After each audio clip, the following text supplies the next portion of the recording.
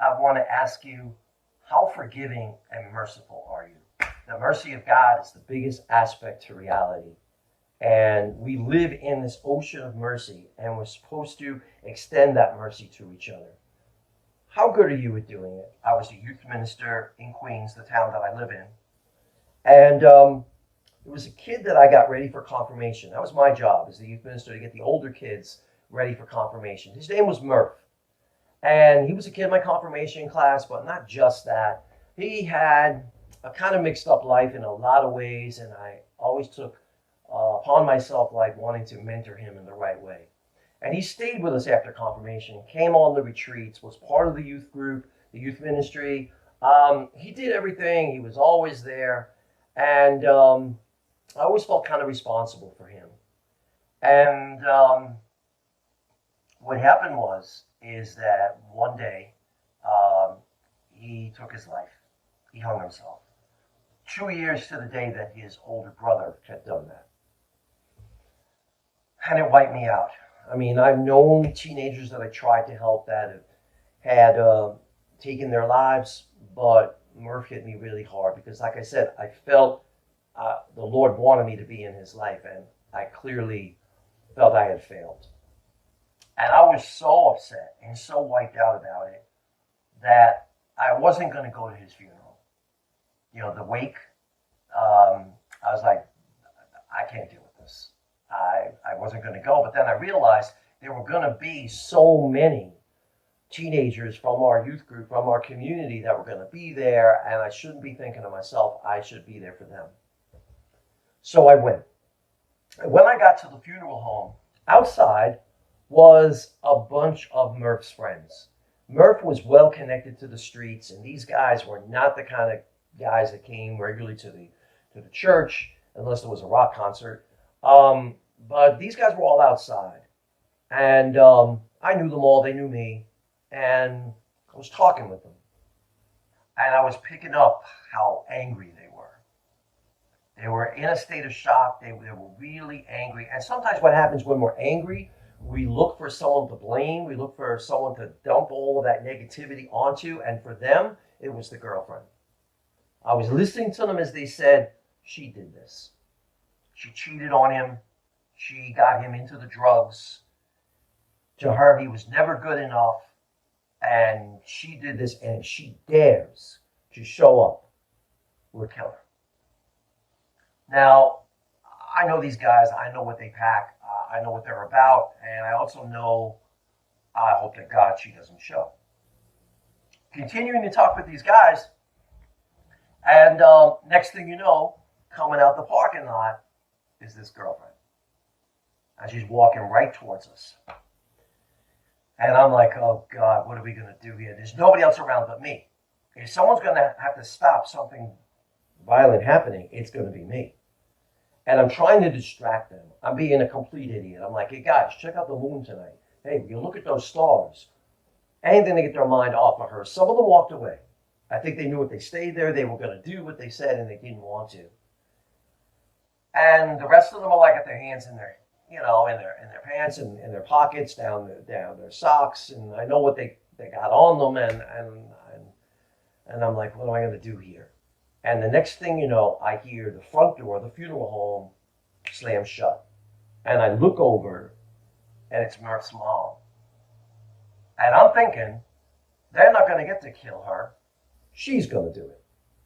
She come out to smoke a cigarette. She saw this girl walking towards us, and she put the cigarette out, and she walked down the steps, past us, over to this girl, and she took her arms and put them around her and held her tight and walked with her almost defiantly past all of us. Went up the steps, back into the funeral home, and I followed her. I followed them as they walked down the aisle and up to the casket. And I watched Murph's mom and this girl kneel down together before Murph's coffin. She held her tight. She let her cry on her shoulder. They prayed the rosary beads together. And I'm watching the whole thing, and I'm like, how is this happening? How? I know enough to know that when someone takes their life, you can't blame another person. But I also knew that Mrs. Murph knew how much this girl had hurt her son. And yet here she is. She is showing that she has absolutely no bitterness, no hatred, nothing. Complete mercy and forgiveness. At the end of the night at the funeral home, I went up to Mrs. Murph. And I said to her, Mrs. Murph, all my life, I've heard so many times in church, anything related to God, that God forgives and God has mercy. And I heard it, and I knew it up here. Tonight, I learned it in here because I saw God forgive through you. She's a very, very simple woman, very down-to-earth woman. She just looks at me and says, wouldn't it be something if we could just be as good to each other as God is with us? And that's the way it is. We have this mercy given to us. There's a great story that Jesus told in the Bible about this master who had this servant that owed him money, and the servant pleads, and the master forgives him, and then that servant turns around and sees someone else who owes him money and totally breaks the guy's chops, even has him in prison until he gets paid. And then the word went back to that master, and the master's like, are you crazy? I forgive you, and you turn around and do that to him? And that guy, of course, was in major trouble. And that's the way it is. Jesus was trying to say, God is going to have infinite mercy with you. How dare you not give each other that kind of mercy? And remember, forgiveness is not saying, hey, no problem. No, it was a problem. It wasn't right. Didn't deserve it. What you're saying is, I'm going to let God take care of that with you. I'm going to let that be between you and God. It's a gift you give yourself. It's refusing to get caught up in the bitterness and the anger and the resentment. They don't hurt them. Okay? Holding a grudge is like peeing in the ocean. Nobody feels it but you. Yeah, that was brilliant. Okay. So it's a gift you give yourself when you forgive. Okay? Now, reconciliation, that takes two people. For the relationship to be reconciled, they have to want to, straighten it out with you. Okay? But forgiveness doesn't require any other person. That's something you give yourself. Now, if you struggle with this, I invite you, like I've had to do all my life. And I talk a little bit more about this in the, letting go and revenge God shot. But it is something I know a lot about. I've had to work on it, and I've definitely seen what I'm saying to be true. That it's something that doesn't hurt them.